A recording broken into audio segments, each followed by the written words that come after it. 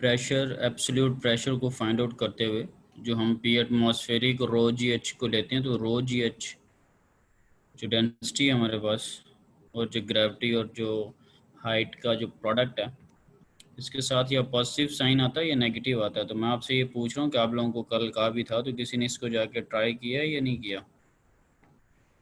हम्म?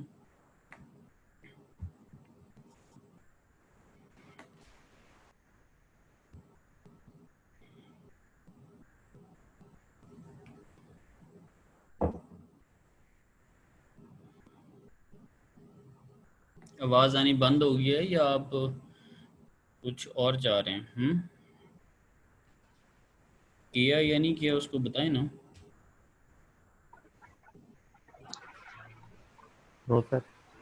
हाँ, ये personally phone कर करके एक एक को फ़ोन करके मैंने पूछना है या मोबाइल पे मैसेज करने। नो क्लास के सर। अंदर थोड़ी शर्म करें कि अगर नहीं किया तो कोई बात नहीं, लेकिन इतनी भी सख्त नहीं है कि तो रिस्पॉन्स दें किया या नहीं किया।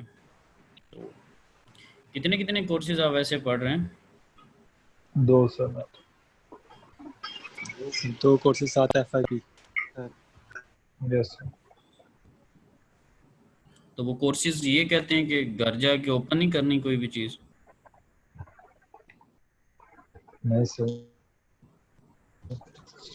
थोड़ा ख्याल करें ना, इस तरह घर जाके बगैर पढ़े आप पेपर दे लेंगे, क्या ख्याल है? ये आपसे कोई आपके गली मोहल्ले का नाम तो नहीं ना पेपर या क्विज में है ना? असेसमेंट जब होगी तो उसमें क्या होगा फिर? विदाउट रीडिंग आप काम चला लेंगे? चले।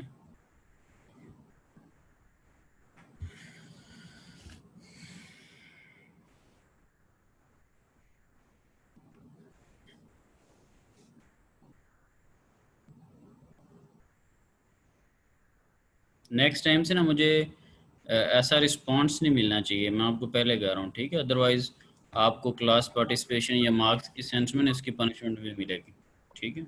इस तरह बातों से ठीक गुजारा नहीं होना। Yes sir. मैं आपको पहले बड़ा स्ट्रिक्टली वार्न कर रहा हूँ। अब नेक्स्ट टाइम मैंने आपको कुछ कहा और आप लोगों का आगे से ऐसा रवैया हुआ तो फिर आप लोगों के लिए जो है ना वो डेफिनेट सी बात है, स्टूडेंट के लिए मार्क्स ही सब कुछ होता है, तो उस सेंस में मुझे कुछ ना कुछ मार्क्स की डिडक्शन करनी पड़ेगी, तभी जाके आप लोगों को आइडिया होगा अहमियत का कि ये टीचर ने कुछ कहा और पढ़ना भी हमने ना। अदरवाइज तो आई डोंट थिंक सो कि देयर इज़ एनी पॉसिबिलिटी कि चीज़ को पढ़ा जाए।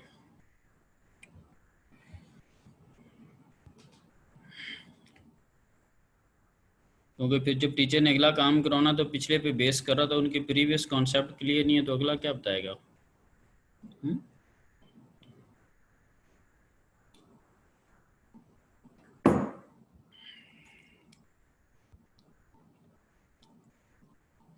ये हम जो डायग्राम है आपको मैनोमीटर की नज़र आ रही है कि ये लास्ट टाइम हम जो थे ना वो डिस्कस कर रहे थे। Yes sir.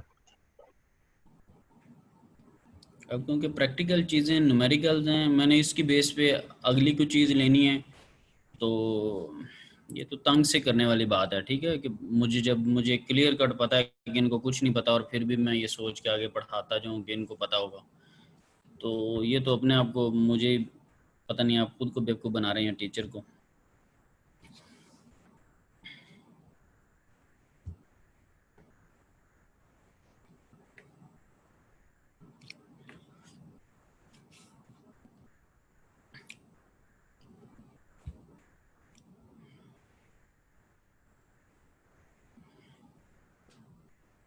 हमने पॉइंट 2 के ऊपर जो थी ना वो इक्वेशन लिखी थी कि पॉइंट 2 के ऊपर प्रेशर को हम कैलकुलेट कर रहे थे। तो हमने देखा था कि एक तो इस पे P1 जो प्रेशर है वो एग्जर्ट हो रहा है, उसको हमने यहाँ पे लिख लिया था। फिर ये हमारे पास एक फ्लूइड था टिल पॉइंट ए, जो यहाँ तक जो है इसकी जो हाइट है हमारे पास वो A+H उसकी हाइट थी, और वो जो फ्लूइड की डेंसिटी थी वो ρ1 थी, और साथ में ग्रेविटी है और उसकी हाइट है, तो हाइट यहाँ पे A+H है वो हमने लिख लिया, ठीक है? इसके साथ पॉजिटिव साइन इसलिए लगाया होता कि ये जो फ्लूइड है वो वेट की वजह से नीचे को फोर्स लगा रहा होगा, और ये नीचे वाली लगने वाली जो फोर्स है अगर इसको डक्ट के थ्रू देखें तो ये जो पॉइंट 2 है उसकी सिमत में लग रही है, टुवर्ड्स द पॉइंट 2 है, तो इसलिए हमने इसके साथ पॉजिटिव साइन लिया हुआ, ठीक है? और जो नेक्स्ट हमारे पास है ये वाला फ्लूइड यहाँ से लेके यहाँ तक, तो वो एक दूसरे की जो हाइट है उनकी एक दूसरे को वो कैंसिल आउट कर रही है क्योंकि सेम फ्लूइड है, ठीक है, और आपके पास सेम फ्लूइड है, सेम डेंसिटी है, सेम हाइट है, तो जो यू शेप बन रही है उसको तो हम कंसिडर नहीं करेंगे। ये कल लास्ट टाइम मैंने यहाँ पे भी आपको बताया था, ये नीचे वाले डायग्राम में भी, कि अगर आप ले भी लेते हैं इस चीज़ को तो एक दूसरे को कैंसिल आउट कर देंगे, एक पॉजिटिव रो जी एच हो जाएगी और एक नेगेटिव हो जाएगी, दोनों एक दूसरे को इफेक्ट को कैंसिल कर देती।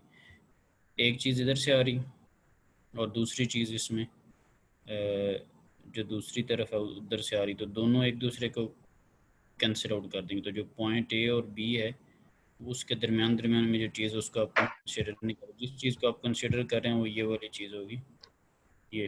तो यहाँ पर जो डेंसिटी है वो आपके पास एक सेकंड मटेरियल है, कलर चेंज है, ठीक है, यहाँ पे लेबल नहीं किया गया कौन सा मटेरियल है, लेकिन डेफिनेट सी बात है कलर चेंज है, फ्लूइड डिफरेंट होगा, उसकी एक डिफरेंट डेंसिटी होगी, तो उसको रो 2 के नाम से जो है वो, ठीक है, रिप्रेजेंट किया गया। और उसकी हाइट कितनी एच है और साथ में उसकी ग्रेविटी। अब रही बात कि माइनस साइन क्यों है, तो माइनस साइन इसलिए कि इसका वेट जो है वो नीचे को फोर्स लगा रहा है। जब वेट नीचे को फोर्स लगा रहा है तो वो जो फोर्स है वो इस डक्ट के थ्रू जो है वो इस तरफ को लग रही होगी, वो टुवर्ड्स टू नहीं है, वो अवे फ्रॉम द टू है, टू से वो अवे है, Yes, sir. ठीक है। तो इस Opposite. वजह से यहाँ पर जो साइन है वो माइनस आ रहा है। इसको क्लियर कर, अब ये भी वेट उसी तरह नीचे को फोर्स लगा रहा है, ये जो पोर्शन है इसकी भी जो डायरेक्शन होगी उसकी प्रेशर एक्सर्ट करने की वो टू से अवे है, इस वजह से इसके साथ भी जो है वो माइनस साइन आ रहा है। रो वन उसकी डेंसिटी है, ए उसकी हाइट है और जी ग्रेविटी है, ठीक है ये चीज़। लेकिन अगर देखा जाए तो कल मैं एक बात कर भी रहा था कि इसको हम पहले जो है वो कंसिडर कर चुके हैं, वो इस सेंस में कहा था कि अगर देखा जाए तो मैं एक लाइन लगाने लगा हूँ, ये जो लाइन है ना सारी यहाँ तक ये जो बन रही है ये ए हाइट, यहाँ पर भी वही हाइट है, यहाँ पर भी वही हाइट है, इन्होंने एक दूसरे को वैसे भी कैंसिल आउट कर देना है। क्यों? क्योंकि ये ए नेगेटिव वाला है और इसके अंदर जो ए एक पड़ा होगा वो पॉजिटिव वाला पड़ा होगा। बीच में जो चीज़ बचनी है वो सिर्फ एच वाली हाइट बचनी है, फ्लूइड वन की बात करूँ कि इसमें जो हाइट बचनी है वो ये वाली हाइट होनी है फ्लूइड वन के केस में, ठीक है। क्योंकि जब आप थोड़ा एक्सपीरियंस कर लेंगे फिर आपको पता होगा कि फ्लूइड वन के केस में टेक्निकली यही हाइट बच रही, क्योंकि अभी आप बिगनर हैं तो उसने किसी चीज़ को कोई ये ऐसा नहीं किया कि ये उससे कैंसिल हो रहा है वो उससे कैंसिल हो रहा है, उसने चुप करके वन बाय वन जो जो चीज़ें आती जा रही हैं ऐड एंड सब्ट्रैक्ट हैं जैसी भी हैं उसने लिख के आपको बता दिया।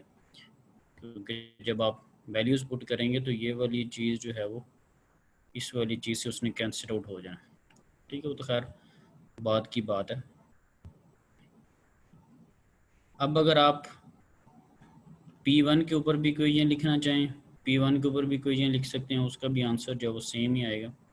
P1 के ऊपर लेट से अगर आप इक्वेशन लिखते हैं P1 के ऊपर, सो बात हुई है ये आपके पास मेन इक्वेशन है ना, तो जिसको आप मर्जी पॉइंट कंसिडर कर लें, जिस पे मर्जी आप इक्वेशन लिख रहे हैं आंसर एक ही आना है, इक्वेशन का आंसर एक ही आएगा। क्योंकि अगर कोई इधर से कहे कि P1 फाइंड आउट करो तो आप P1 को एक तरफ रख लो, बाकी सारी वैल्यूज़ को दूसरी तरफ ले जाओ, तो आपके पास P1 के अकॉर्डिंगली एक्सप्रेशन बन जाएगा। आपने पॉइंट 2 के ऊपर ठहर के भी इक्वेशन लिखी थी, मैं पॉइंट 1 के ऊपर इक्वेशन लिखता हूँ, देखिएगा सेम इक्वेशन आएगी। तो मैं P1 जो पॉइंट है उसके ऊपर इक्वेशन लिखने की कोशिश करता हूँ।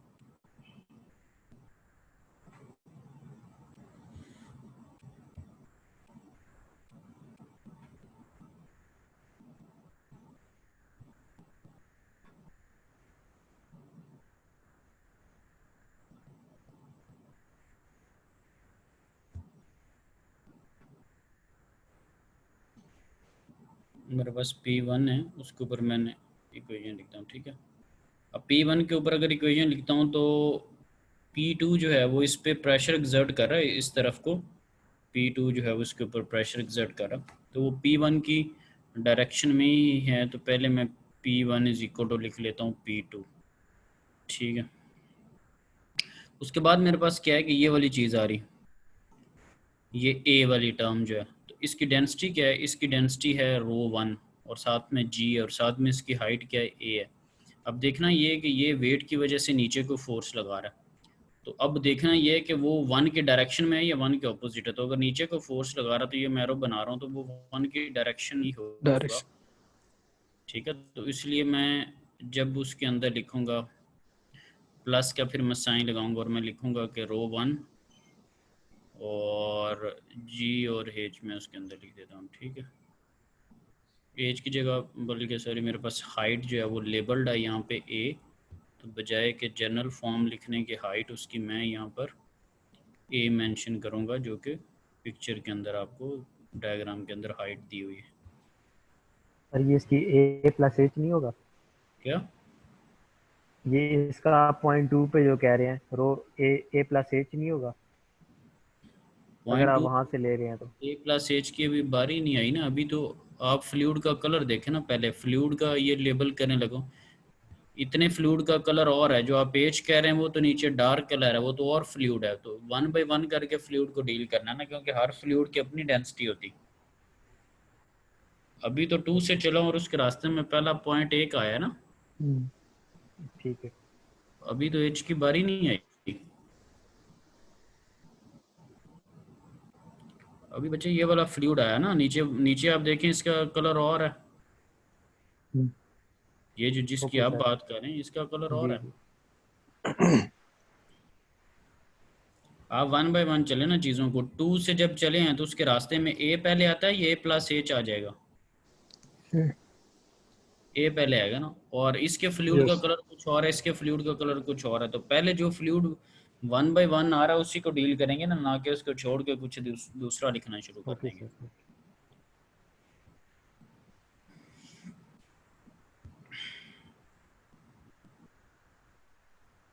तो यहाँ पर मेरे पास जो है वो P1 इज इक्वल टू, पहले मैंने लिख दिया P2 और प्लस मैंने इसलिए बताया कि इसका वेट नीचे को फोर्स लगा रहा है, और नीचे को जब फोर्स लगाएगा तो वो 1 की डायरेक्शन में होगी, तो उसके साथ जो डेंसिटी है रो, ठीक है, उसको मैं लिख लेता हूँ।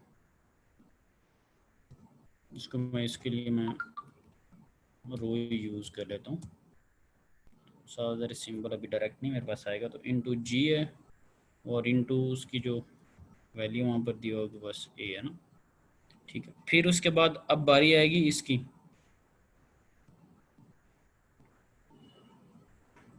जो अगली आपके पास हाइट और नेक्स्ट फ्लूइड है ये एच वाला। तो ये जो फ्लूइड है इसकी हाइट एच है और इसकी डेंसिटी डिफरेंट होगी, जिसको आप यहाँ पे ρ2 ले रहे थे, तो एक डिफरेंट डेंसिटी है।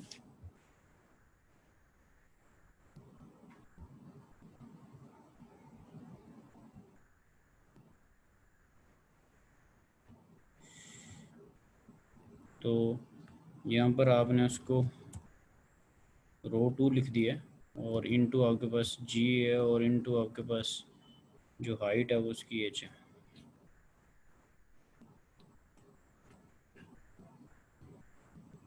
ठीक है जी। सो इसको आपने यहाँ पे मेंशन कर दिया। अब नेक्स्ट में जब आप चले हैं तो नेक्स्ट में आपके पास ये यू शेप बन रही है। ये मैंने अगेन आपको बताया कि सेम फ्लूइड है, सेम हॉरिजॉन्टल उनकी जो है वो पॉइंट है, तो इसलिए ये एक दूसरे के कैंसिल इफेक्ट कैंसिल आउट करेंगे। और फिर मैंने आपको एक रीज़न ये भी बताई थी कि अगर आप कैंसिल आउट नहीं भी करते, कैंसिल आउट अगर आप नहीं भी करते, अगर आप वैल्यू लेने की भी कोशिश करते हैं तो ये रो जी एच पॉजिटिव हो जाना है क्योंकि ये उसकी तरफ लग रहा है, ये रो जी एच नेगेटिव हो जाना है क्योंकि ये 1 से अवे है, तो इन दोनों ने एक दूसरे को वैसे भी कैंसिल आउट करना है। वैसे भी कैंसिल कर। तो लिहाजा ये जो पूरी लाइन है उसके नीचे नीचे ये जो सारा एरिया है उसको हम कंसिडर नहीं कर रहे, ठीक है।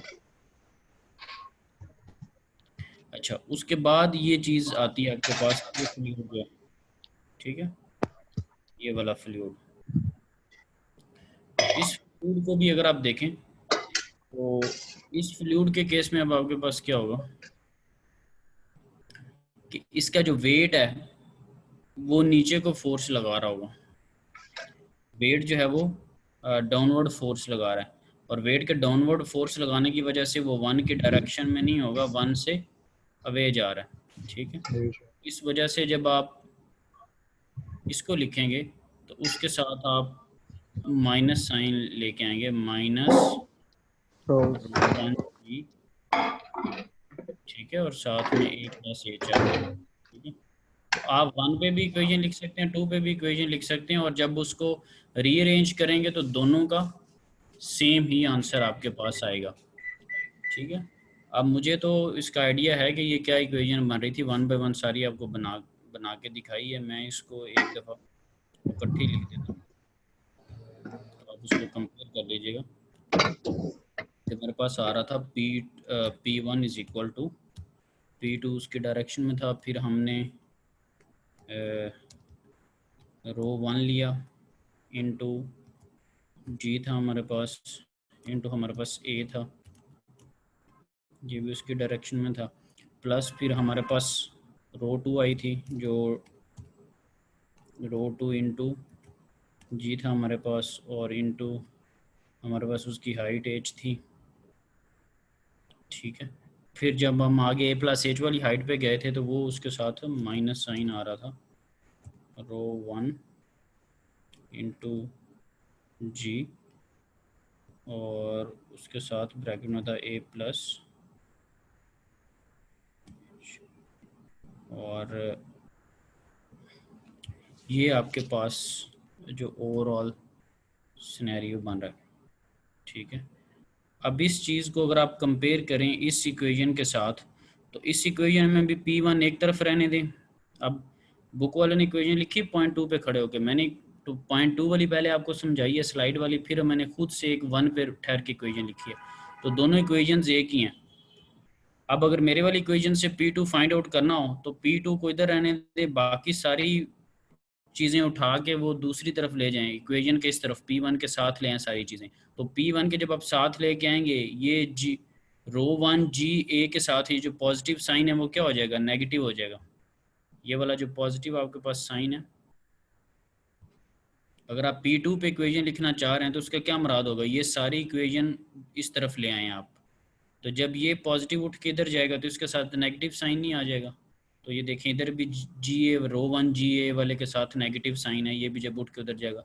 फिर रो 2 जी एच वाले के साथ पॉजिटिव साइन है, ये उठ के जब इधर आएगा तो उसके साथ भी नेगेटिव साइन आ जाएगा। ये देखें यहाँ पे भी नेगेटिव साइन है।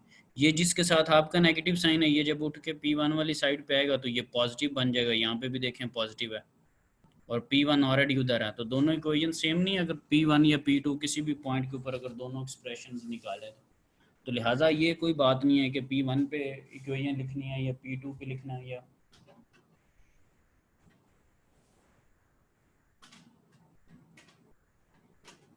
ठीक है। Yes sir. ठीक है,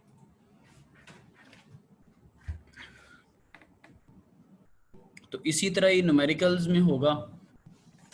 अब ये इशू हमेशा हमेशा के लिए ख़त्म हो चुका है, प्लस आएगा सर, माइनस आएगा, यहाँ से देखना है या उधर से देखना है, इधर उधर की बातें सारी ख़त्म होगी। बस ये है कि एक्सप्रेशन लिखा जाए और एक्सप्रेशन जो है वो ठीक आए।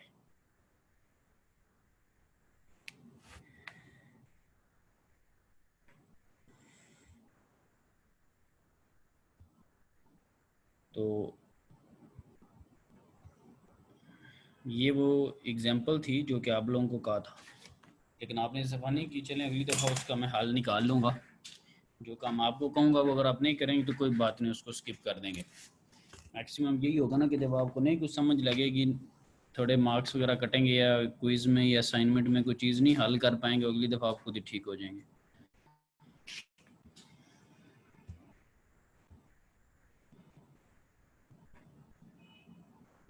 ओके, यहाँ पे हमारे पास लिखा हुआ the water in the tank is pressurised by air and the pressure is measured by multi fluid manometer as shown in figure. Multi fluid इसको क्यों कह रहे हैं, क्योंकि यहाँ पे डिफरेंट कलर्स हैं आपके पास। ये डार्क से कलर में मरकरी है, उससे जो थोड़ा लाइट कलर है उसमें ऑयल है, और जो सबसे लाइट कलर है उसमें वाटर है। तो ये आपको स्लाइड वगैरह या चीज़ ये नज़र आ रही है जो सामने ओपन है आपके पास? यस सर, आ रही है।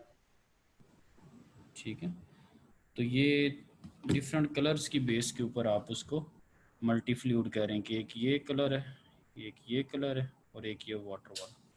So the tank is located on the mountain at an altitude of 1400 meter where the atmospheric pressure is 85.6 kilopascal. So ये जो हाइट का फैक्टर है ये जस्ट थोड़ा सा चीज़ को इंटरेस्टिंग करने के लिए कि इतने अल्टीट्यूड पे है तो हाइट के साथ जो प्रेशर का थोड़ा लिंक होता है, जस्ट उसको दिखाने के लिए ये यूज़ कहीं नहीं होगी 1400 मीटर, लेकिन ये जो 85.6 किलो पास्कल एटमॉस्फेरिक प्रेशर दिया था इसको थोड़ा इंटरेस्टिंग बनाने के लिए। तो आगे आपके पास लिखा हुआ determine the air pressure in the tank if H1 is equal to 0.1 metre. तो स्टैंडर्ड यूनिट के अंदर आपको चीज़ें दी हुई हैं, इस दफ़ा यहाँ पर सेंटीमीटर्स में नहीं है, प्रॉपर मीटर्स में है और मीटर्स में ही आप जा रहे होते हैं। और H2 जो है वो 0.2 मीटर है और H3 जो है वो 0.35 मीटर है। Take the densities of water, oil and mercury to be, water के लिए 1000 है और मर्करी जो ऑयल है उसके लिए 850 और जो मर्करी है उसके लिए 13600। और जो डेंसिटीज़ के भी यूनिट हैं वो स्टैंडर्ड यूनिट्स हैं यहाँ पर जो आपको डेटा में दिए हैं। सो ये जो चीज़ है आपके पास दैट इज़ H1, वो आपको बताई हुई है 0.1 मीटर है, और ये H2 है वो आपको बताई हुई है 0.2, और ये H3 है वो आपको बताया हुआ कि 0.35। अब जो हमें चीज़ फाइंड आउट करनी है वो क्या था, the water in a tank is pressurised by air. ये वाटर है टैंक के अंदर और उसके टॉप पे जो टॉप सरफेस है वहाँ पर क्या है, एयर है। So the water in the tank is pressurised by air and the pressure is measured by a multi fluid manometer. तो आपने प्रेशर को मैनोमीटर के थ्रू मेजर करना है, और मैनोमीटर क्या होता है कि वो यू शेप एक ट्यूब होती है जो कि एब्सोल्यूट प्रेशर को मेजर करने के लिए यूज़ होती है। लास्ट लेक्चर में भी ये इसका बताया आपको। सो यहाँ पर मल्टी फ्लूइड है मैनोमीटर के अंदर, तो हमने प्रेशर फाइंड आउट करना विद इन द टैंक जो कि डेवलप किया हुआ वाटर के ऊपर, एयर नहीं, और वो पॉइंट यहाँ पर लेबल्ड है, ठीक है। P1 1 पॉइंट के ऊपर आपको प्रेशर फाइंड आउट करना है, और जो आपका पॉइंट नंबर 2 है that is open to the air, ये P एटमॉस्फेरिक की तरफ है। P2 जो है वो एटमॉस्फेयर की तरफ ओपन है। सो P2 से मुराद यहाँ पर क्या है, P एटमॉस्फेरिक, ठीक है। P2 से मुराद यहाँ पे P एटमॉस्फेरिक। सो जी इक्वेशन लिखते हैं। उसने जो इक्वेशन लिखी हुई है वो 0.2 पे खड़े होकर उसने इक्वेशन लिखी हुई है, क्योंकि वो उसका जो रेफरेंस पॉइंट है वो P एटमॉस्फेरिक को ले रहा है। अगर किसी ने 2 पे लिखनी है तो वो इससे कंपैरिजन कर ले, अगर किसी ने 1 पे लिखनी है तो वो इससे कंपैरिजन कर ले। जस्ट उसने रीअरेंज किया हुआ, कोई इशू नहीं है। सो चलें जी, हम पहली इक्वेशन की बेस के ऊपर लिखने की कोशिश करते हैं कि 0.2 जो है that is your P atmospheric. इसको मैं क्यों P एटमॉस्फेरिक कह रहा हूँ, क्योंकि ये जो 2 है ये ओपन टू द एटमॉस्फेयर है, ओपन टू द एयर है। ये 1 जो है ये ओपन नहीं है, ये 1 कवर्ड है, that is with in the tank, और टैंक ऊपर से ओपन नहीं है, समझ रहे? टैंक के ऊपर वो जो लिड है वो है, so that is not open. Okay जी, 0.2 के ऊपर रह के हम इक्वेशन लिखने की कोशिश करते हैं। तो सबसे पहले जब 0.2 के ऊपर इक्वेशन आप लिखेंगे, यहाँ पर आपने इक्वेशन लिखनी है, तो सबसे पहले जो देखें कि इसके ऊपर इस साइड पे जो प्रेशर एक्सर्ट हो रहा है, जो एयर प्रेशर एक्सर्ट कर रही वाटर के ऊपर, that is P1। So here is the P1। अब देखने की ज़रूरत ये है, एयर जो है वो वाटर के ऊपर प्रेशर लगा रही, साफ ज़रा इसका अपना वेट है, नीचे की तरफ प्रेशर लगा रही होगी, तो ये प्रेशर 2 की सिमत में ये नहीं है। तो इसको अगर देखें, ये ट्यूब के थ्रू होते हुए अगर आप जाएं तो ये 2 की डायरेक्शन में, ये पूरा मैंने नक्शा खींच दिया कि किस तरह 1 से प्रेशर लग रहा होगा और 2 की डायरेक्शन में होगा, ठीक है। सो P1 के साथ आपका पॉजिटिव साइन है, इस वजह से नेगेटिव नहीं है, पॉजिटिव साइन है 2 की डायरेक्शन में। फिर अब आ जाते हैं कि रो, वाटर, जी और H1। फिर मैं वाटर की बात करता हूँ। अच्छा, वाटर में मज़े की बात ये है कि वाटर यहाँ, ये देखिएगा, वाटर यहाँ से लेके यहाँ तक टोटल वाटर है, लेकिन वो सिर्फ H1 को ही क्यों ले रहा है? यहाँ पे अगर आप देखें तो उसने जस्ट H1 को लिया है। H1 तो ये इतनी सी हाइट है आपके पास, ये वाली जो हाइट है दैट इज़ द H1।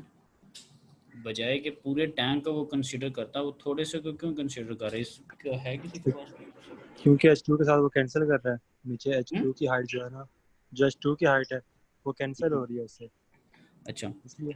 बात बिल्कुल ठीक है, क्योंकि पहले आपको बताया था कि हॉरिजॉन्टल पोजीशन अगर सेम है, सिमेट्री मैटर नहीं करती। यहाँ पर अगर ये सारी चीज़ें अगर आप देखें, ये यहाँ से यहाँ तक, तो ये इस तरफ को प्रेशर एग्जर्ट करी, लेकिन ये ट्यूब वाली जो चीज़ है इसको अगर आप देखें तो ये इस तरफ को प्रेशर एग्जर्ट करी। ठीक है तो दोनों में वाटर ना, इस ट्यूब में भी अभी वाटर ही है, इसमें भी वाटर ही। तो ये दोनों एक दूसरे के इफेक्ट को कैंसिल आउट कर रहे हैं। इसकी भी हॉरिजॉन्टल पोजीशन सेम है और इसकी भी हॉरिजॉन्टल पोजीशन सेम है। ये मैंने पूरी एक लंबी लाइन लगा दी। ठीक है, इन सब की, इस वाटर की सेम फ्लूइड है, सेम हॉरिजॉन्टल हाइट है, तो इस वजह से सिर्फ इतनी सी चीज़ को आप कंसिडर करें। तो ये वेट की वजह से नीचे को फोर्स लगा रहा है, तो अगेन ये किसकी डायरेक्शन में? ये 2 की डायरेक्शन में। ठीक है, इसको अगर आप बनाएं तो ये 2 की डायरेक्शन में है, तो इसीलिए इसके साथ भी क्या है? पॉजिटिव। पॉजिटिव साइन है। ठीक है, और हाइट जो इतनी बची थी वो H1 है, वो H1 उसने टेबल में दी हुई है, वाटर की डेंसिटी भी दी हुई है। फिर बात आ जाती ऑयल के ऊपर। अगला का जो कलर है, नेक्स्ट कलर, वो ऑयल का है। अब ऑयल में भी देखें तो वो हाइट ले रहा है जस्ट H2। अब ऑयल यहाँ से लेके यहाँ तक है सारा, लेकिन वो हाइट कौन सी ऑयल की ले रहा है? सिर्फ ये वाली हाइट ले रहा है ये। अब ये हाइट कौन यस सी? H2 है। इसका मतलब है कि ये जो ऊपर, ये जहाँ पे मैं क्वेश्चन मार्क लगाने लगा हूँ, ये भी तो सारा ऑयल था, इसको उसने कंसिडर नहीं किया हुआ। वजह क्या है? सी यू है। वजह ये है कि ये देखें, ये यू शेप बन रही है। ठीक है, ये वाली जो चीज़ है, ये वेट की वजह से इधर को फोर्स लगा रही होगी, और ये वेट की वजह से दूसरी तरफ को अब फोर्स लगा रही होगी, ऑपोजिट। तो ये दोनों एक दूसरे के इफेक्ट को कैंसिल आउट कर देंगे। एक की रो के साथ पॉजिटिव आना है रो जी एच के साथ, और एक की रो जी एच के साथ नेगेटिव आना है। तो जो चीज़ नेट बचेगी वो यहाँ से लेके यहाँ तक ही बचनी है। तो लिहाजा ये डेंसिटी किसकी? ऑयल की है, और ये हाइट कितनी है? H2, और साथ में ग्रेविटी आ जाएगी। ये यू शेप बीच में कैंसिल आउट हो गया, क्योंकि यहाँ पर कैंसिल। और यहाँ पर सेम हॉरिजॉन्टल था। ये पिछले लेक्चर में जो आपको एक डायग्राम दिखाई थी, उसके बेसिकली वहाँ पे स्लाइड्स के अंदर मेंशन करने का यही मकसद था। अब बात करते हैं H3 की। अच्छा, एक और बात मिस हो गई कि पॉजिटिव साइन आएगा या नेगेटिव आएगा। तो इसका वेट नीचे को फोर्स लगा रहा है, और ये 2 की डायरेक्शन में ही लग रही है। डक्ट के अगर अंदर से चलते जाएं ट्यूब के अंदर, तो ये 2 की डायरेक्शन में ही फोर्स लग रही। तो ऑयल के साथ भी पॉजिटिव साइन था, पॉजिटिव। वाटर के साथ भी पॉजिटिव, और P1 के साथ भी पॉजिटिव। तो ये सारे डिस्कस हो गए। अब बात करते हैं मरकरी की। ये वाली, ये जो कलर, डार्क कलर। तो मरकरी में आप देखें कि मरकरी में ये एक तरफ को फोर्स लगा रही होगी इतनी सी, और यहाँ से लेके इतनी सी एक तरफ को फोर्स लगा रही होगी। ये दोनों एक दूसरे को कैंसिल आउट कर देंगे। तो ये यू शेप को हम नहीं ले रहे, हम सिर्फ मरकरी कौन सी ले रही है? इतना सा पोर्शन ले रहे। तो ये फ्लूइड कौन सा है? H3 है, मरकरी है। और जी ग्रेविटी फार्मूला का, और हाइट कितनी लेबल्ड है डायग्राम के अंदर? H3। H3। तो सिर्फ इतनी सी हाइट को ले रहे हैं, नीचे वाली यू शेप को कैंसिल आउट कर दिया। अब इसके साथ है नेगेटिव साइन। तो देखना ये किसके साथ नेगेटिव क्यों है? तो नेगेटिव इस वजह से कि इसका वेट कहाँ, किधर को फोर्स लगा रहा है? डाउनवर्ड। और ये डाउनवर्ड। डक्ट के थ्रू जो फोर्स लग रही होगी, ये जब फोर्स लगेगी तो ये फोर्स इस सिमत में लग रही होगी। वेट है, वेट अगर डक्ट के थ्रू देखें, ट्यूब के थ्रू देखें, तो इसने, और ये अब 2 की तरफ नहीं है, ये 2 से अवे लग रही है। तो 2 से अवे अगर लग रही है तो यहाँ पर माइनस साइन है, और ये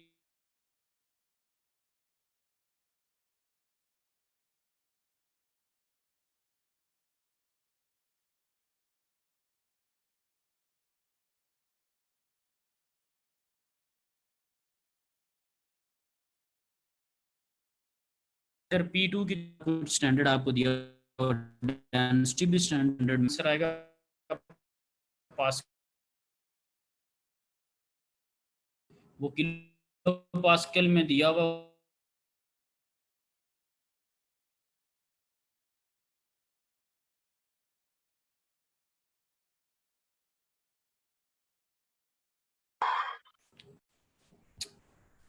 ये आपके पास P एटमॉस्फेरिक, ठीक है। सो P सर एटमॉस्फेरिक को आप किलो पास्कल की बजाय पास्कल में लिख लीजिएगा। मुझे स्क्रीन नहीं शो हो रही है आपकी। सर स्क्रीन शो नहीं हो रही। अच्छा यस ठीक सर, है, स्क्रीन शो नहीं हो रही इसमें। ठीक है, हो जाती है, एक मिनट।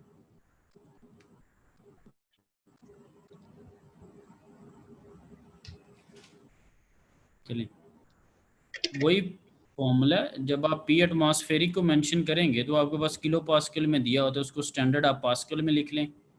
ये भी आपके पास आंसर पास्कल में देगा, ये भी पास्कल में देगा, ये भी पास्कल में देगा।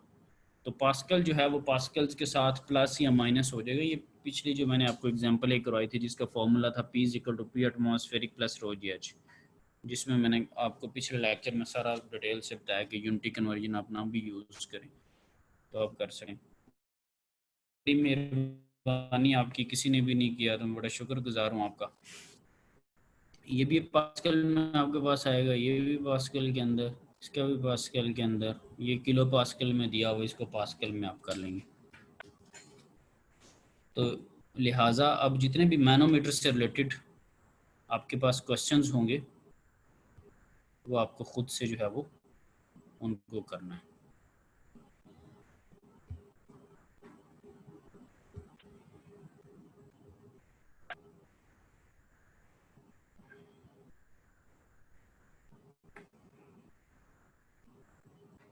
तो खैर ये प्रॉब्लम सॉल्विंग टेक्निक्स हैं कि कोई भी, सबसे पहले हम क्या करते हैं कि प्रॉब्लम जो स्टेटमेंट है उसको पढ़ते हैं, फिर उसकी स्कीमेटिक डायग्राम्स वगैरह को देखते हैं, कुछ असम्पशंस करते हैं, कुछ अप्रॉक्सीमेशंस करते हैं। अगर उस पर कोई लॉ लग रहा है, जैसे अभी यहाँ पे प्रेशर का लॉ था या कोई फॉर्मूला लग रहा है, उसको देखेंगे। अगर लेट से कोई प्रॉपर्टी टेबल यूज़ करना है या उस तरह की वो चीज़ें यूज़ करेंगे, कैलकुलेशंस कर रहे हैं, फिर लेट से रिजल्ट्स आ रहे हैं, उसकी बेस पे आप कुछ डिस्क्रिप्शंस लिख रहे हैं, कुछ जो आपने एनालिसिस किया है, जो रिजल्ट्स निकले हैं उसकी बेस पे कुछ डिस्कशंस कर रहे हैं, कुछ भी आप जो है वो अपनी तरफ से जो कंक्लूजन दिया आपने या जो कंक्लूडिंग रिमार्क्स आपने देने, तो ये बेसिकली हम कोई भी जब न्यूमेरिकल होता है तो उसको सॉल्व करने के ये हमारे पास चीज़ें होती। तो ये ओवरऑल इस चैप्टर में था जो कि हमने चीज़ें देखी हैं। तो जो चैप्टर नंबर 2 है हमारा, ठीक है, उसमें हमारे पास कैनेटिक एनर्जी की और जो पोटेंशियल एनर्जी है उसकी सिंपल सी चीज़ें हैं। तो आप लोगों के अब यहाँ पे कुछ फीडबैक लेना चाहूँगा कि जो कैनेटिक और पोटेंशियल एनर्जी होती है वो क्या होती है। आप 1 से 2 मिनट ले लें सोचने में, तो फिर आपके व्यूज़ लेंगे कि कैनेटिक एनर्जी क्या होती है और पोटेंशियल एनर्जी क्या होती है। ठीक सर है, पोटेंशियल एनर्जी हाइट पर आती है। तो 1-2 मिनट ज़रा काइनेटिक, सोचिए, चला ठीक है। नहीं है, बाकी भी इस पर थोड़ा ज़हन ज़रा लगाएं। कुछ सर्च करना है या जो कुछ भी करना है वो कर लें, ताकि आपके माइंड में हर किसी के पास कोई ना कोई 1-2 पॉइंट्स हों कुछ बोलने के लिए कि काइनेटिक एनर्जी क्या होती है, पोटेंशियल एनर्जी क्या होती है। फिर इनको ज़रा डिस्कस भी करते हैं, और बाद जगह पे दोनों एनर्जीज भी लग रही होती हैं, उसको भी ज़रा डिस्कस कर लेते हैं।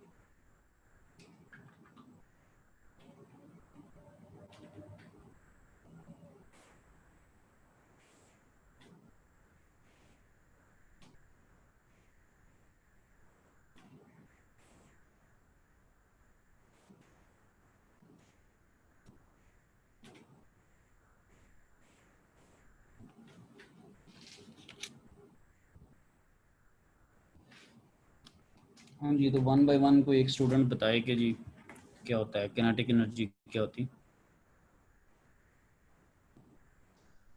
सर काइनेटिक एनर्जी कोई बॉडी एनर्जी पोजेस करती है मोशन की वजह से, किसकी वजह से भला? Due to motion sir. ठीक है, ड्यू टू मोशन। ठीक, और कुछ जी कमेंट्स कोई?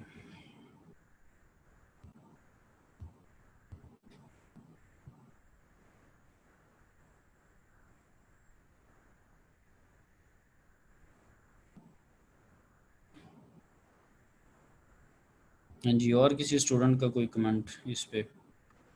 पोटेंशियल स्टोर्ड एनर्जी जी, ड्यू टू ग्रेविटेशनल हाइट की वजह से पोटेंशियल, और वो मास और वेलोसिटी की वजह से मोशन में हाइट की वजह से वो पोटेंशियल एनर्जी होगी।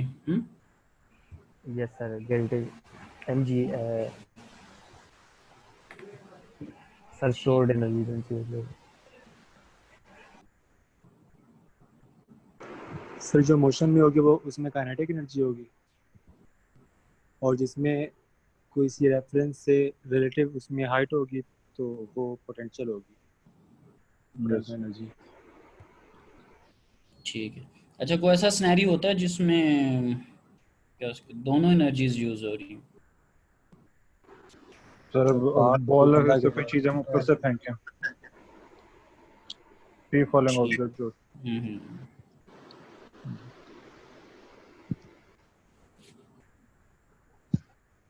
और कोई सिनेरियो? ये जो आप हाइट पे जा रहे होते हैं, जो स्लोप होती है, रैंप जिस तरह चढ़ाई वगैरह होती है, तो उस पे क्या दोनों एनर्जीज लग रही होती? ये सर उसमें दोनों हो रही होती हैं, नीचे आते वक्त। पोटेंशियल भी और काइनेटिक भी। ऊपर जाते हुए पोटेंशियल एनर्जी जब आप ज़्यादा हो रही होती है। सिंपली कोई गाड़ी जब चल रही होती ना, बिल्कुल जब आपके पास स्ट्रेट रोड है, ठीक है, एक यूनिफॉर्म स्पीड के साथ, या खैर आप खैर स्पीड वेरी भी करें कोई इशू नहीं, जब बिल्कुल straight उसके ऊपर आप कोई हाइट उसकी चेंज नहीं हो रही थी, जस्ट उसमें स्पीड का कम ज़्यादा होना है। मोश लेट से वो रेस्ट पे पहले थी, तो अब वो मूव करने लगी है, उसने अपनी वेलोसिटी चेंज की, चेंज इन एनर्जी आ गया कुछ। लेकिन जब आप स्लोप पे होते हैं या कोई चढ़ाई चढ़ रहे होते हैं या रैंप टाइप सिनेरियो होता है, तो उसमें क्या होता है कि एक तो आप ज़मीन की सतह से ऊपर हाइट भी आपकी चेंज हो रही है और साथ साथ आप मूव भी कर रहे हैं, तो वेलोसिटी का भी इफेक्ट वहाँ पर आ रहा है और हाइट का भी आ रहा है। तो वहाँ पर जो दोनों फॉर्म ऑफ एनर्जीज हैं वो कंबाइन हो जाती, ठीक है, कनेटिक भी यूज़ हो रही होती है और हाइट भी, क्योंकि ग्राउंड का लेवल कुछ और है, जब आप ऊपर जा रहे हैं तो अब हाइट का लेवल कुछ और है, तो उसमें दोनों जो एनर्जीज हैं वो चेंज हो रही थी। तो खैर इट डिपेंड्स कि सिनेरियो क्या है, आइदर वो कनेटिक एनर्जी है या वो पोटेंशियल एनर्जी है, ये क्या है। और एक और बात है, ये तो आप एनर्जीज को डिस्कस कर रहे हैं ना, जब आप चेंज की बात करते हैं ना, चेंज इन एनर्जी, तो वो और टेक्निकल सी एक चीज़ बन जाती। आपने देखना ये होता है कि आया एनर्जी के अंदर कोई तब्दीली आई है या नहीं आई। मिसाल के तौर पे आप 70 की स्पीड पे जा रहे थे, after 5 minute still you are on 70, तो कुछ चेंज इन एनर्जी नहीं आ रहा, जितनी पहले एनर्जी लग रही थी उतनी ही अब भी लग रही है, ठीक है। तो एनर्जी के अंदर उस सेंस में कोई चेंज नहीं आया। हाँ, अगर आप पहले 50 पे थे तो अब आपने 70 उसकी स्पीड अटेन करनी है, तो अब चेंज इन एनर्जी आएगा, क्योंकि 50 पे कुछ और एनर्जी लग रही थी, 70 किलोमीटर पर आवर्स पे कुछ और एनर्जी रिक्वायर होगी, तो अब कुछ चेंज एनर्जी बनेगा। अगर अदरवाइज अगर आप 50 पे जा रहे हैं तो स्टिल आफ्टर 5 मिनट्स अगर आप 50 पे हैं, एनर्जी जो चेंज है वो नहीं आएगा। हो सकता है आपका फ्यूल, हो रही डेफिनेट बात है, आपका फ्यूल भी लग रहा है, सारी एनर्जी उस पर आप लगा रहे हैं, लेकिन अगर चेंज की बात करेंगे तो चेंज उसमें नहीं आएगा। चेंज उस वक्त ही आएगा जब चीज़ों में कुछ ना कुछ फ़र्क होगा।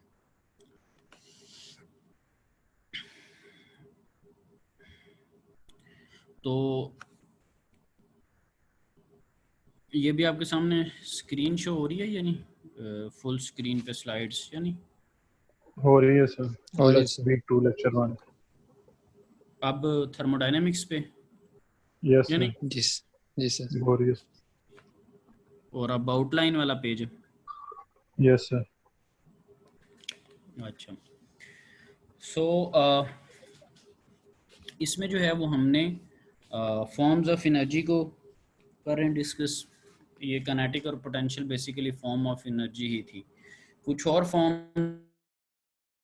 मैकेनिकल है या कुछ लाइट एनर्जी की सेंस में लिखा हो, ठीक है, रोटेशनल की सेंस में कोई हो, वो एनर्जीज भी हो सकती है। फिर हम देखेंगे कि एनर्जी ट्रांसफर कैसे होती है, वो हीट के थ्रू भी ट्रांसफर हो सकती है, वो वर्क जैसे लेट से आपने टी बनानी है तो मिल्क और वो वाटर और जो शुगर है उनका मिक्सचर उसको सर्टेन एनर्जी वो ऑब्जर्व करेगा। कोल्ड वाटर है के थ्रू उसको हॉट वाटर में चेंज करेंगे, वो हीट एब्जॉर्ब कर रहा है उस सेंस में भी। सो डिफरेंट एग्जांपल्स हैं, डिपेंड करता है कि वर्क डन हो रहा है या heat energy through heat transfer. अगर आप किसी चेयर को ड्रैग कर रहे हैं, किसी टेबल को ड्रैग कर रहे हैं तो दैट इज़ द वर्क, ठीक है। अभी आपकी सेंस में यही आ रहा है कि जो टेम्परेचर या हीटिंग से रिलेटेड कोई चीज़ें हैं वो हीट होगी, और जिसमें आपको कोई फोर्स लगानी पड़ रही है, कोई एक्सेलेरेशन हो रहा है या कोई हाइट चेंज हो रही है चीज़ों की, तो वो वर्क डन है। लेकिन बाद में हम जाके थोड़ा देखेंगे सिनेरियो थोड़ा डिफरेंट हो जाएगा। तो अभी आपका माइंड बना हुआ है उसी तरह का ही बना रहे, तो जब ज़रूरत पड़ेगी तो देखेंगे कि हमारे पास ये जो एनर्जी ट्रांसफ़र हुई है वो ड्यू टू द हीट हुई है या ड्यू टू द वर्क हुई है। ये बड़ा एक इंटरेस्टिंग टॉपिक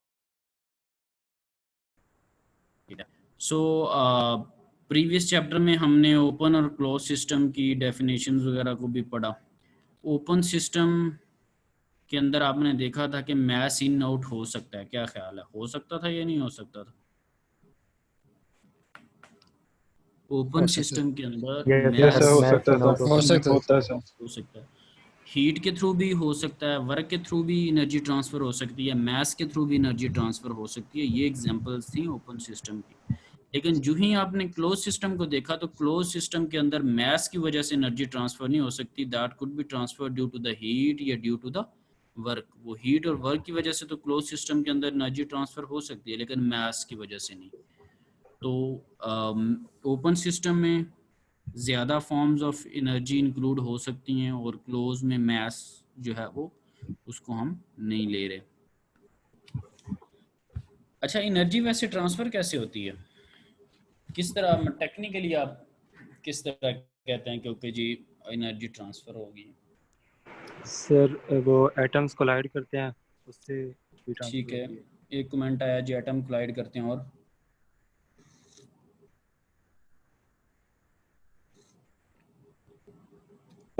उनकी वो वाइब्रेशन तेज होती है इसकी। जी सर वो जो एटम कोलाइड करते हैं तो वो अपनी हीट ट्रांसफर एनर्जी ट्रांसफर करते हैं। अच्छा, और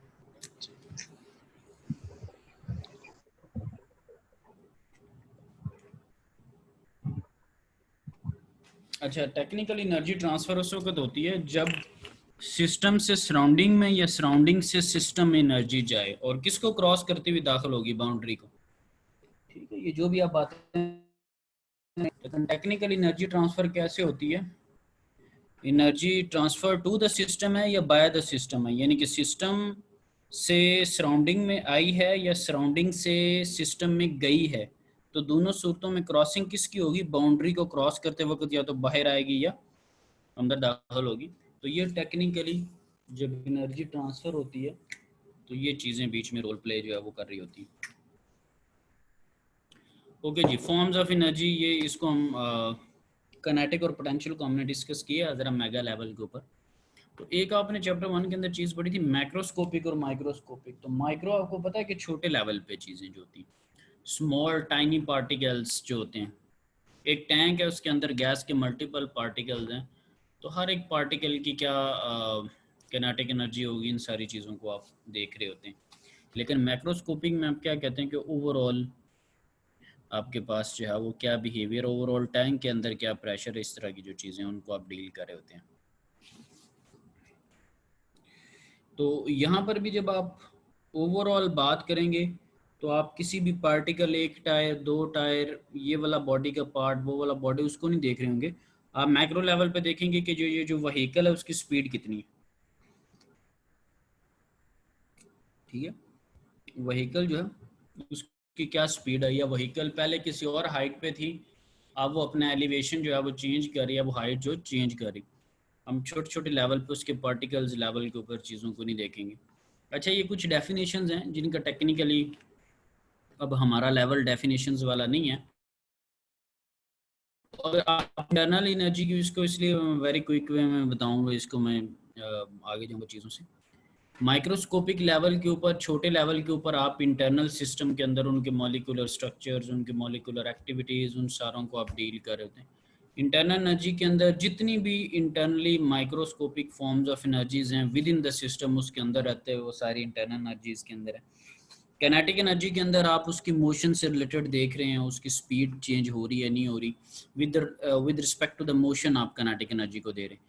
जब पोटेंशियल एनर्जी को आप देखते हैं तो with respect to the height आप उसको देख रहे हैं, जिसको आप एलिवेशन भी कह रहे हैं कि क्या वो अपनी हाइट चेंज करी, एलिवेशन चेंज करी, ठीक है। अच्छा, फिर एक और आप लोगों ने चीज़ आपको पहले चैप्टर में पढ़ाई थी कि एक सिंपल फॉर्म ऑफ एनर्जी होती है और एक आप जो पर केजी की सेंस में ले लेते हैं, उसको मैस से जो है वो डिवाइड कर देते हैं। वो कौन सी एनर्जी होती है? एक तो है ना किलो जूल के अंदर, ये जूल एनर्जी का यूनिट है। आप उसको जब पर केजी के सेंस में मैस से डिवाइड कर देते तब वो कौन सी एनर्जी बन जाती? स्पेसिफिक बन जाती, ठीक है। तो सिंपल एनर्जी जो है उसका सिंबल क्या है? कैप्स में आप उसका सिंबल यूज कर रहे होते हैं, ठीक है। अगर ये दैट इज इन, और अगर आप उसको मैथ से डिवाइड कर देते हैं तो आपको पता, आप उसका सिंबल जो है वो लोअर केस में लिख देते हैं। ये यहाँ पे पता भी लग रहा है कि ये मैथ से डिवाइडेड नहीं है। तो सिंबल भी बता रहे होते हैं, यूनिट्स भी बता रहे हैं, और फॉर्मूला भी बता रहा था। फॉर्मूला कैसे बता रहा था? मिसाल के तौर पे आपने E is equal to U plus K E plus P E. तो ये एनर्जी जो है इंटरनल एनर्जी का सम है, किनेटिक का सम है, और पोटेंशियल का सम है। अब लेट से अगर उसकी हाइट चेंज नहीं हो रही, मैं पोटेंशियल एनर्जी को कंसीडर नहीं करूँगा। लेट से उसकी स्पीड चेंज नहीं हो रही, मूव नहीं कर रहा, मोशन नहीं है, किनेटिक एनर्जी को मैं नहीं कंसीडर करूँगा। लेकिन इंटरनल एनर्जी तो उसकी हर वक्त उसके अंदर मौजूद होगी ना, ठीक है। तो डिपेंड करता है कौन सा फैक्टर है, कौन सा फैक्टर नहीं है। तो यू को तो उसने यू ही लिख दिया इंटरनल एनर्जी के सेंस में। और किनेटिक एनर्जी का फॉर्मूला क्या होता है? Half m v square. और पोटेंशियल एनर्जी का क्या होता है? M g h. तो एच को यहाँ पर आप जी के सिंबल से रिप्रेजेंट करें। तो ये चीज़ें थी। जैसे ही आपने उसको स्पेसिफिक किया, पर केजी के सेंस में किया, ये यू कैप्स में था तो यू स्मॉल में हो गया, लोअर केस में चला गया। दैट इज स्पेसिफिक है। और that is the kinetic energy. K का सिंबल कैप्स में, फॉर्मूला क्या था? Half m v square. जो ही आपने उसको मैथ से डिवाइड किया, मैथ आप, तो यहाँ पर देखें आपके पास क्या बचा? जब मैथ से डिवाइड होगा तो वी स्क्वायर ओवर 2। जब ये चीज़ मैथ से डिवाइड हो जाएगी तो जी बच जाएगा, जी जी। और ये सारों को देखिए, ये पी भी उसने स्मॉल में लिख दिया, के भी स्मॉल, ये फॉर्मूला। तो फॉर्मूला से भी पता चल रहा है, सिंबल से भी पता चल रहा है, एक्सप्रेशन से भी पता चल रहा है, हर एक चीज़ जाहिर कर रही है कि क्या इफेक्ट पड़ा है जब आपने उसको मैथ से डिवाइड किया तो, राइट। और ये लिखा हुआ है कि स्पेसिफिक अगर एनर्जी देखें तो ये है E is equal to e over m. उस चीज़ को आपने मैथ से डिवाइड कर दिया। यूनिट भी बता रहा है, फॉर्मूला, तीन चीज़ें हैं, सिंबॉलिक रिप्रेजेंटेशन, फॉर्मूला उसका, सॉरी यूनिट उसका, और फॉर्मूला, तीनों चीज़ें जाहिर करी। लिहाजा मुझे किसी की डिस्क्रिप्शन की या किसी से पूछने की या किसी को बताने की ज़रूरत नहीं। जो ही मेरी नज़र किस चीज़, आई विल बी फेमिलियर कि ये जी क्या चीज़ है। यूनिट पे नज़र पड़ गई तब भी मुझे पता चल जाएगा, फॉर्मूला पे पड़ गई तब भी, और अगर उसका सिंबल मुझे नज़र आ गया तब भी, ठीक है। तो ये इस पर किसी की कोई हिंट लेने की ज़रूरत मुझे नहीं है। अच्छा, अगर आप ये डॉट क्या चीज़ होती है? जब आप किसी चीज़ के ऊपर डॉट लगा देते हैं किसी सिंबल के ऊपर, उससे क्या मुराद होता है? मैथ के स्टूडेंट्स हैं, इंजीनियरिंग के स्टूडेंट्स हैं, you are familiar with the term के किसी भी सिंबल के ऊपर टेक्निकली जब आप डॉट लगा देते हैं तो व्हाट डज इट मीन्स?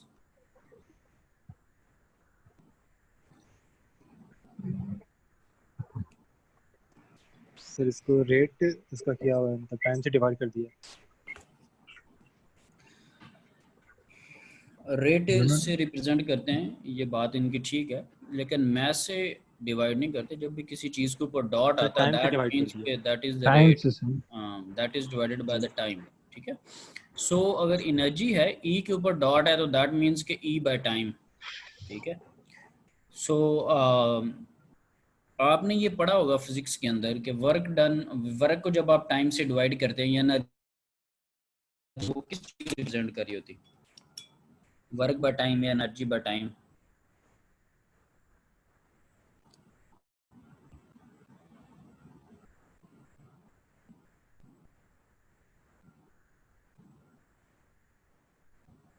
हाँ जी, पावर को रिप्रेजेंट कर रही थी। किसको रिप्रेजेंट कर रही थी? हाँ जी, वॉइस पावर को रिप्रेजेंट कर रही थी sir. Power. Power, work by time.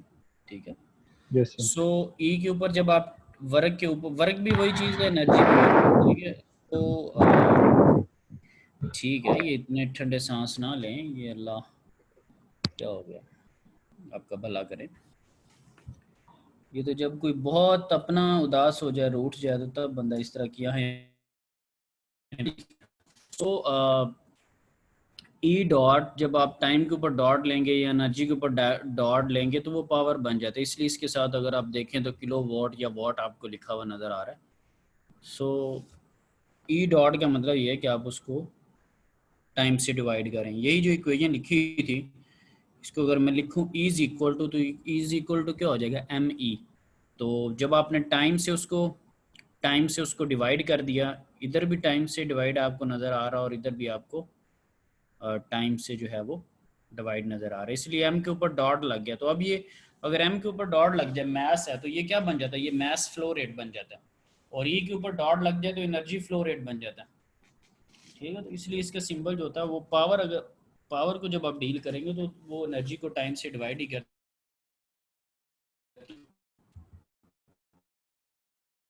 वाट में नज़र आ रहा है, क्योंकि ये पावर है। और ये क्या चीज़ है बेसिकली,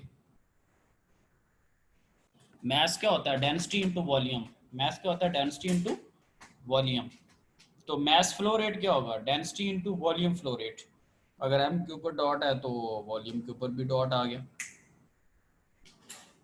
ठीक है, और अब अगले लेक्चर में आपको ये चीज़ बताऊंगा कि वॉल्यूम के ऊपर अगर डॉट है तो उसका एरिया और वेलोसिटी से क्या रिलेशन है। चलें अभी ये छोटी सी बात आ देना तक ख़त्म ही हो जाए ये मामला। अगर मैं वॉल्यूम बेसिकली होता क्या है, वॉल्यूम जो है उसके अंदर कितनी डायमेंशन होती हैं, वो 3D होता है ना, 3 है ना यस सर। डायमेंशन उसके अंदर। ठीक है, लेंथ, विड्थ और हाइट। तो एरिया हाइट के अंदर कितनी डायमेंशंस होती हैं, 2 तो डायमेंशन। चलें ये मैंने थोड़ा सा हिंट दिया, इससे मुझे बताएंगे कि वॉल्यूम को जब टाइम से डिवाइड करें तो वो एरिया और वेलोसिटी के इक्वल कैसे आ जाता है। वी डॉट जो है वो एरिया और वेलोसिटी के इक्वल कैसे आ जाता है।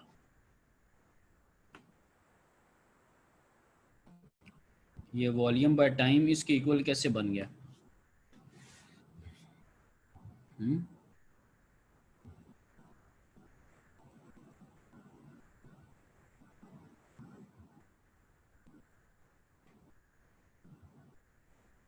वॉल्यूम को मैंने लिख दिया जी लेंथ विड्थ इनटू हाइट, और वी डॉट का मतलब ये है कि वॉल्यूम को टाइम से डिवाइड कर दो, मैंने टाइम से डिवाइड भी कर दिया। तो कोई भी एक डायमेंशन ले लें, उसको टाइम से डिवाइड कर दें, लेंथ हो, विड्थ हो, हाइट हो, ये बेसिकली क्या है, ये डिस्टेंसेस ही है ना, ये मीटर्स के अंदर हैं डिस्टेंसेस आपके पास। तो हाइट ओवर टाइम या डिस्टेंस ओवर टाइम या लेंथ ओवर टाइम या विड्थ ओवर टाइम, ये क्या चीज़ बन जाएगी, that will be the velocity. तो ये क्या यस चीज़ सर। बन गई है, वेलोसिटी। और वेलोसिटी। लेंथ इनटू विड्थ या दो डायमेंशंस क्या होती हैं, वो एरिया को एरिया। रिप्रेजेंट कर रही होती है। तो इन्होंने यस किसको सर। रिप्रेजेंट कर दिया, एरिया एरिया। को। यानी कि वॉल्यूम फ्लो एरिया रेट जो को। है वो एरिया इनटू वेलोसिटी के इक्वल भी होता है। यानी कि अगर कोई मैस फ्लो कर रहा है ना किसी पाइप के अंदर, तो उसका अगर आपको मैस फ्लो रेट लेना है तो वो इस सेंस देख रहे होंगे। ठीक है, तो अब आप लोगों पे क्या चीज़ पेंडिंग है, वो पिछला काम ही पेंडिंग है, यस सर। पॉजिटिव नेगेटिव और एग्जांपल्स वगैरह वाला। तो वो आप लोगों ने जो चीज़ है ना वो देखनी है। ठीक है जी, तो आज के लिए बस इतना ही। ठीक है सर। ठीक है जी, thank you very much. Thank you sir. अल्लाह हाफिज़ सर। अल्लाह हाफिज़।